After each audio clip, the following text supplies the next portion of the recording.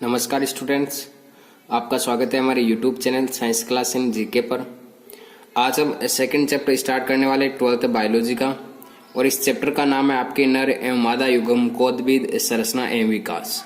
ठीक है, इसमें हम पढ़ेंगे कि आपकी जो पुष्प होता है उस पुष्प में नर व मादा युग्म कोदबीद की संरचना किस प्रकार से होती है और उनका विकास किस प्रकार से होता है। ठीक है, फर्स्ट चैप्टर में हमने पढ़ा था कि पुष्प की संरचना पढ़ी थी कि पुष्प की संरचना में आपके 4 भाग होते हैं। ठीक है, कौन कौन से भाग होते हैं उनको यहाँ पे देख लेते हैं। जैसे कि मैं आपके सामने यहाँ पे एक पुष्प का डायग्राम बना रहा हूँ।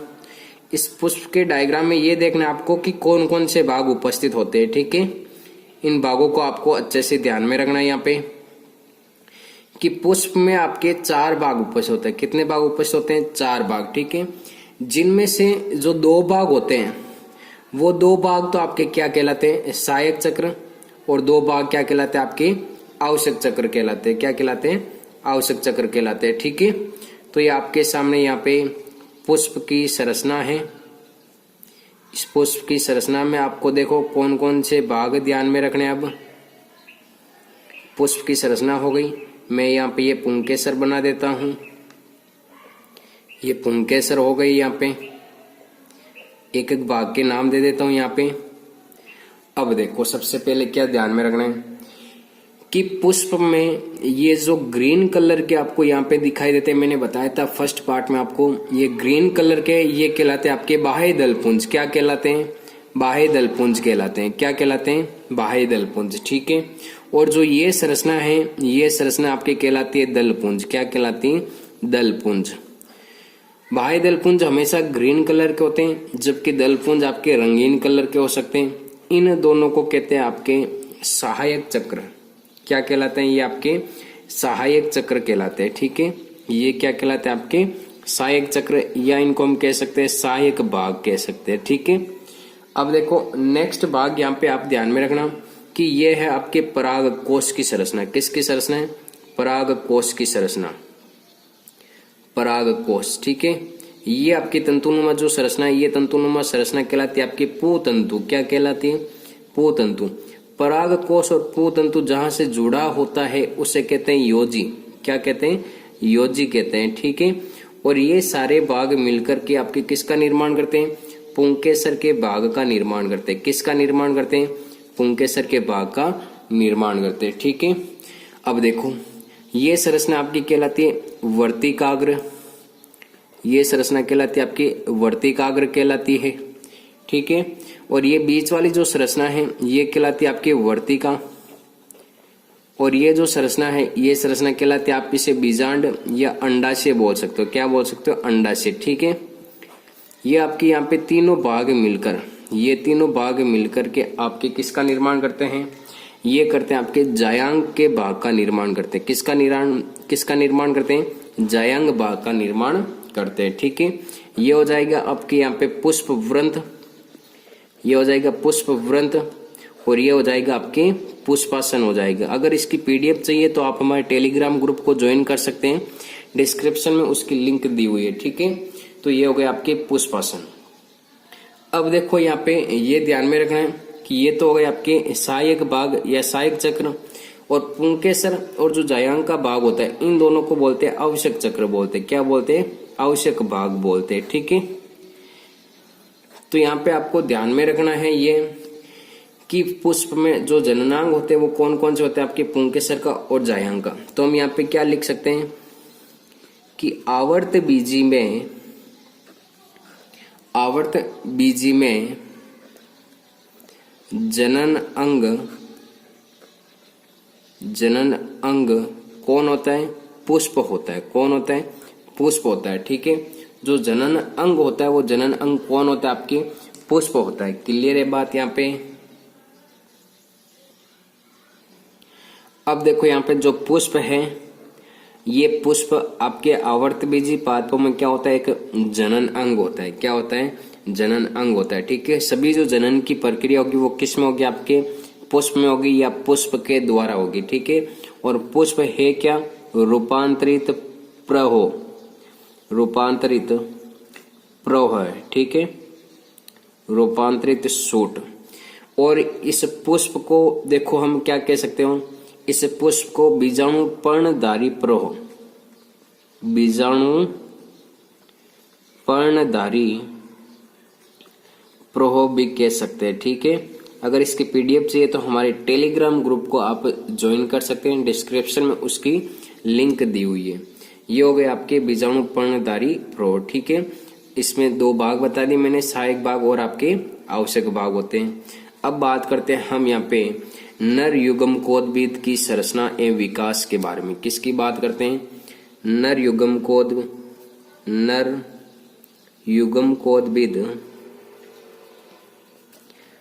युग्मकोद्भिद की संरचना एवं विकास कि नर युग्मकोद्भिद का निर्माण किस प्रकार से होता है, इसकी संरचना कौन कौन सी है। ठीक है, तो आपको यहाँ पे याद रखना है कि आवर्त बीजी पादपों में जो नर जननांग होता है, नर जननांग, वो नर जननांग कौन सा होता है? आपके पुंकेसर का भाग होता है। कौन सा भाग होता है? पुंकेसर का भाग होता है। ठीक है, इस पुंकेसर को हम लघु बीजाणु पर्ण भी कह सकते हैं। क्या कह सकते हैं? लघु बीजाणु पर्ण भी कह सकते हैं। क्या कह सकते हैं? लघु बीजाणु पर्ण भी कह सकते हैं। किसको? इस पुंकेसर को क्या कह सकते हैं? लघु बीजाणु पर्ण भी कह सकते हैं। अब देखो पुंकेसर की जो संरचना होती है वो आपकी इस प्रकार से होती है।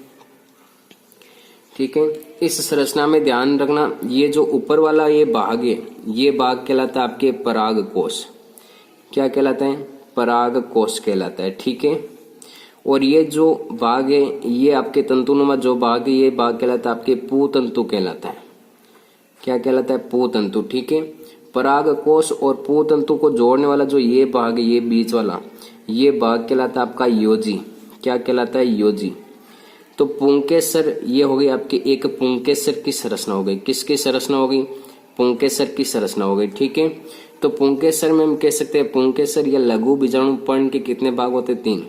पहला हो गया आपके पराग कोश, सेकेंड नंबर कौन सा हो गया? योजी, और थर्ड नंबर कौन सा हो गया? आपके पूतंतु वाला भाग। थर्ड नंबर कौन सा हो गया? आपके पूतंतु वाला भाग। ठीक है, अब देखो यहाँ पे जो पूतंतु है, ठीक है, ये एक लंबा वृंतनुमा भाग है ना, और जिसके शीर्ष पर क्या पाया जाता है? आपके पराग कोश। और जो पराग कोश है ये योजी के द्वारा किससे जुड़ा होता है? आपकी पूतंतु से जुड़ा होता है। ठीक है, अब देखो यहाँ पे इस पराग कोश में, ठीक है, कौन से पराग कोश में? इस पराग कोश में। तो इस पराग कोश में आपको क्या ध्यान में रखना है? तो पराग कोश में ये ध्यान में रखना है आपको यहाँ पे कि पराग कोश में आपके 2 पालियां पाई जाती। कितनी पालियां? पराग कोश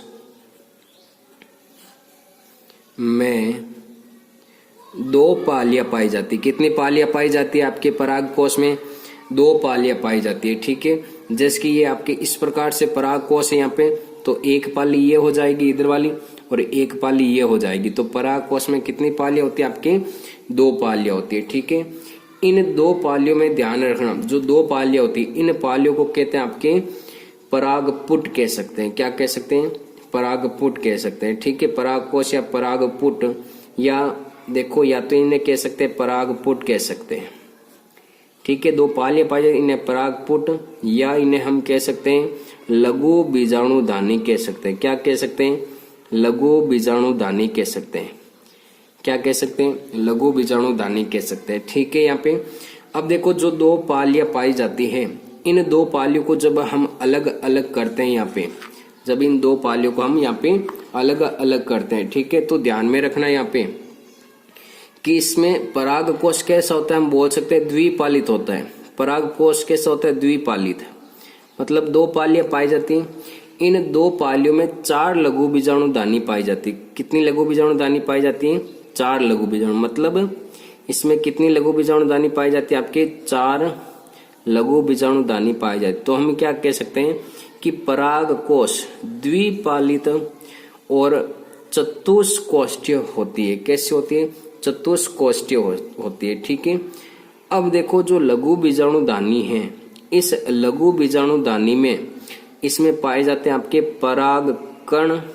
इस लघु बीजाणुधानी में या तो क्या पाए जाते हैं? पराग कण, या फिर इन परागकणों को हम कह सकते हैं लघु बीजाणु, या फिर इन परागकणों को क्या कह सकते हैं हम, लघु बीजाणु कह सकते हैं। ठीक है, तो हम क्या कह सकते हैं कि लघु बीजाणु दानी में क्या पाए जाते हैं, परागकण या फिर लघु बीजाणु पाए जाते हैं। ठीक है, जैसे कि आप यहाँ पे इस बुक में ये डायग्राम देख रहे होंगे, ये देखो जैसे कि आपके सामने ये डायग्राम है, थोड़ा रोटेट कर लेना आप फोन को, कि ये तो आपकी एक पुंकेसर की संरचना हो गई, ये आपकी एक परागकोश। ठीक है, परागकोश में ये देखो ये छोटे छोटे आपको क्या दिखाई दे रहे हैं, इसमें परागकण दिखाई दे रहे हैं, जिन्हें हम लघु बीजाणु भी कह सकते हैं। क्लियर है बात यहाँ पे।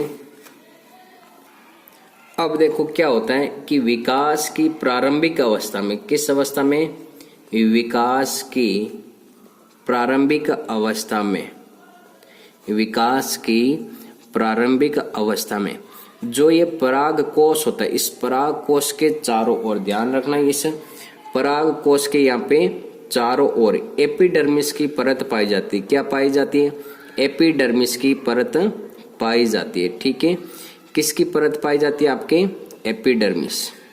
ये किसकी परत हो गई, यहाँ पे एपिडर्मिस की परत पाई जाती है। किसके चारों ओर पाई जाती है, एपिडर्मिस की परत।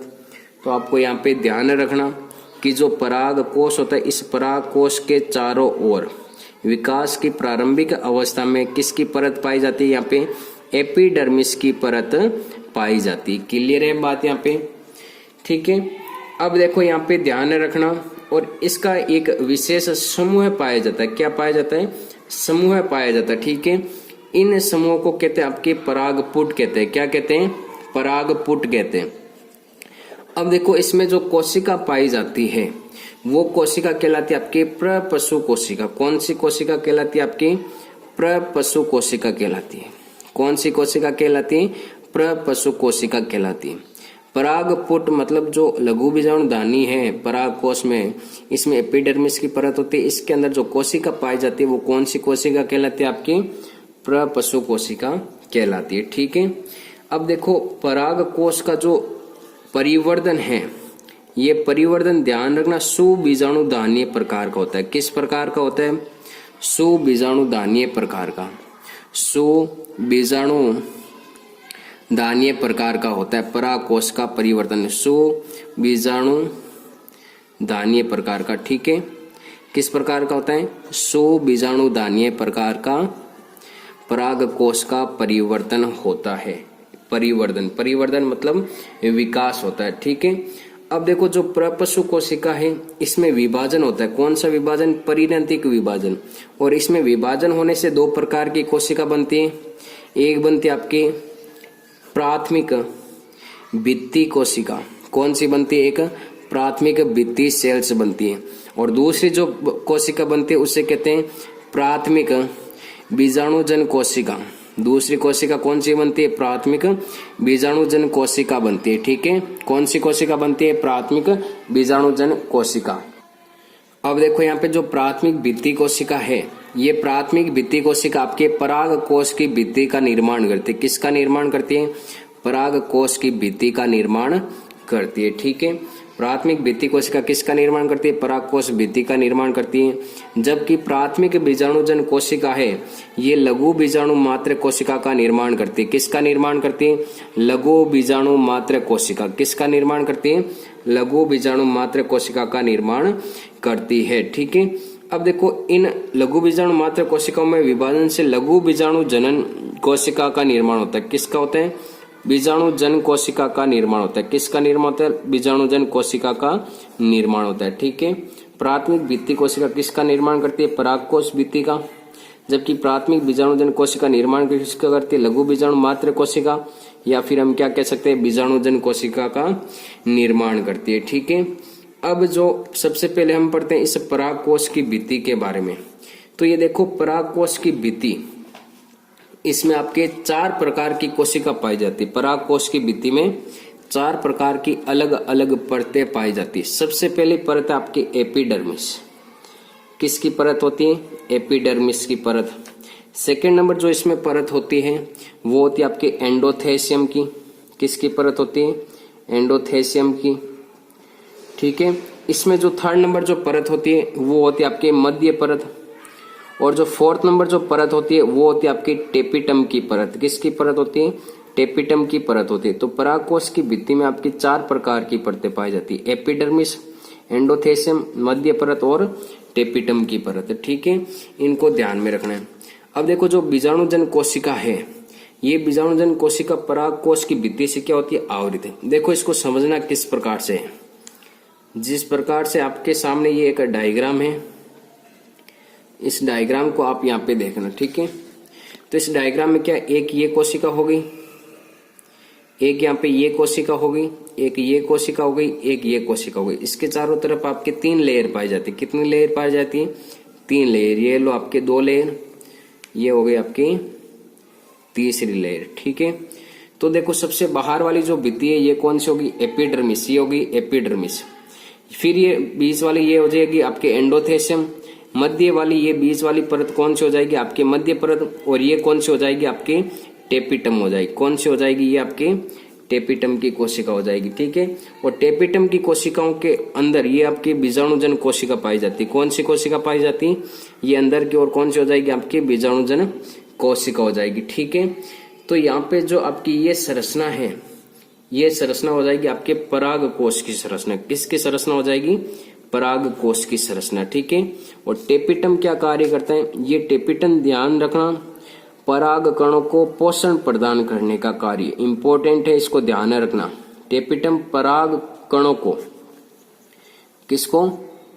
पराग कणों को पोषण प्रदान करने का कार्य करता है। एग्जाम में क्वेश्चन पूछ सकता है कि टेपिटम को नष्ट कर दिया जाए तो क्या होता है? तो पराग कणों का क्या होगा? परिवर्धन नहीं होगा। ठीक है, नेक्स्ट पार्ट हम कल पढ़ेंगे, और इसकी पीडीएफ चाहिए तो आप टेलीग्राम ग्रुप को ज्वाइन कर सकते हो।